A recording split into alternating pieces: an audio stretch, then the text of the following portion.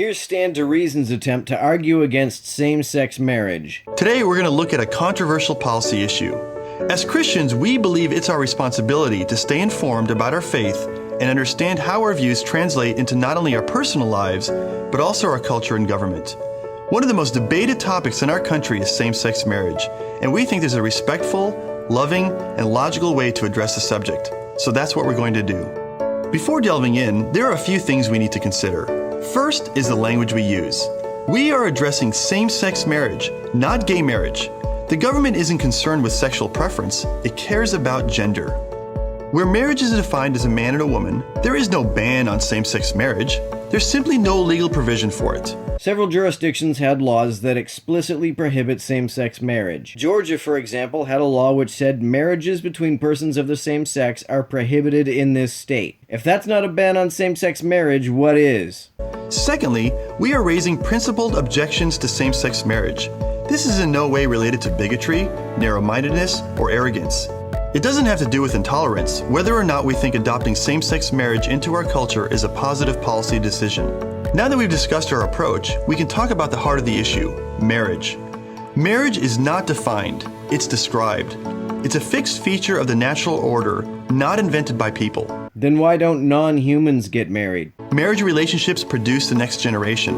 In fact, families that consist of a father and a mother are the building blocks of our society. That's debatable, but let's say that's true. How will same-sex marriage undermine that? The idea that traditional marriages are the building blocks of our society would only be relevant if recognizing gay marriage somehow resulted in significantly fewer traditional marriages. I don't see how this would result. Gay folks who aren't attracted to the opposite sex aren't going to establish traditional families regardless of whether same-sex marriage is allowed. And the number of bisexuals who would have established such families if same-sex marriage were not an option seems like it would be pretty marginal. According to the NHIS, only about 0.7% of Americans identify as bisexual, and only a very tiny subset of that demographic are folks who would have ended up in a traditional marriage if same-sex marriage were not an option.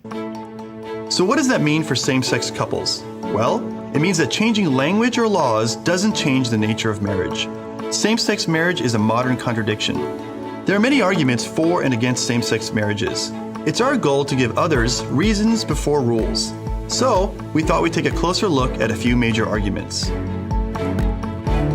Different kinds of relationships serve different purposes, and the government has no obligation to give every kind of relationship the same entitlements. Heterosexual marriages have a unique role in society, which is to sustain civilization through procreation. This is why the government automatically grants related benefits like inheritance rights to a married man and a woman. It's not unfair to treat different kinds of relationships differently. Then why does the government recognize marriage between infertile people? If an 80-year-old woman wants to get married, who is going to say that the state has no obligation to give her a marriage license because she can't procreate? If the difference between the relationships that justifies discrimination is ability to procreate, then there is no reason the government has to grant marriage licenses to the infertile. The circumstances are not the same. Skin color is morally trivial, while there is an enormous difference between a man and a woman. Race has no bearing on marriage, but sex is fundamental. Plus, same-sex marriage is not an attempt to include those wrongly disenfranchised from an existing institution, but to abolish that institution and substitute a radically different one under the same name. If opposite-sex couples get the same rights and privileges they did before we recognized same-sex marriage, then to say that traditional marriage has been abolished is bullshit sophistry. Spousal rights and marital traditions have changed.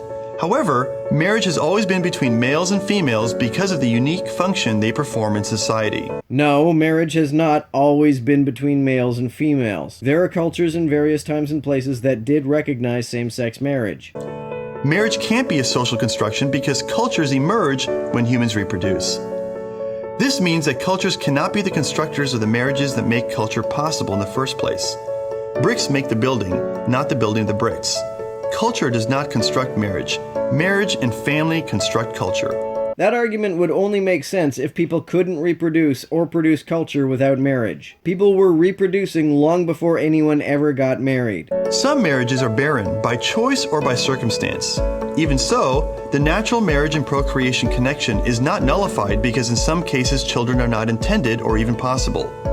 The state protects conjugal marriage because of its institutional importance to culture. If marriages between infertile couples can have institutional importance to culture, then why can't same-sex marriages? What do infertile marriages contribute to culture that same-sex marriages don't? This sentiment reflects a common misconception. That is that same-sex marriage will secure new liberties for homosexuals. Same-sex couples can express love, have weddings, share home ownership, have sex, commingle property, receive inheritance, and spend their lives together. Same-sex marriage grants no new freedom and restricts no liberty. The point of fighting for same-sex marriage is not to receive a new freedom. It is to get the same treatment opposite-sex couples get. One of the landmark same-sex marriages cases in the US was that of Edith Windsor. She married her wife in Ontario but resided in New York. When her wife died, she sought to claim the federal estate tax exemption to which surviving spouses are legally entitled, but was denied. If an infertile spouse is entitled to this, why shouldn't a same-sex spouse be entitled to it? What does all this mean? By equating same-sex unions with heterosexual unions, it changes culture at its core.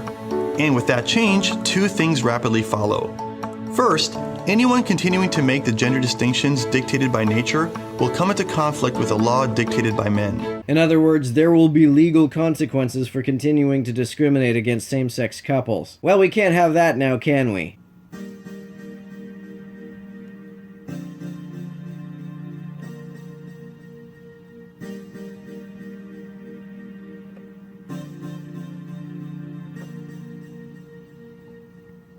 To everyone who helps me out on Patreon, you're a big help. Thanks so much.